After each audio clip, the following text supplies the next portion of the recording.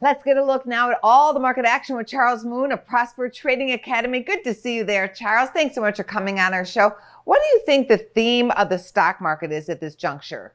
Currently, it seems like there's some concern, regarding, inflation pressure. And of course, we've seen the markets react pretty adversely to, the rising cases of the Delta COVID variant.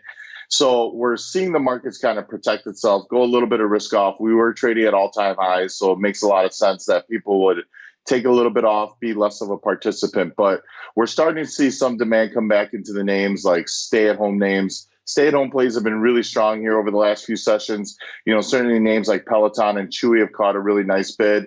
Peloton, most notably, has been really, really strong, and certainly one of those names that you can look for a great recovery play.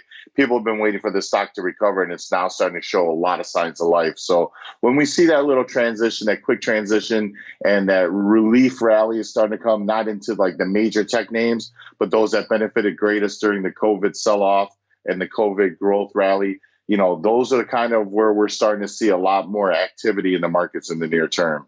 Out of all of the trading possibilities this week, what would be your favorite trade? Yeah, absolutely. It'd still be Peloton. If they defend that 120, 121 price level, I expect them to find a floor. They could get up to 130 very quickly. They start breaking out. That upward trajectory puts them around 142 to 150 range in a very, very short period. And a stock like Peloton, it won't take a month to get to those price levels. If that, turbo breakout kind of opportunity presents itself, it could get there in just a matter of days.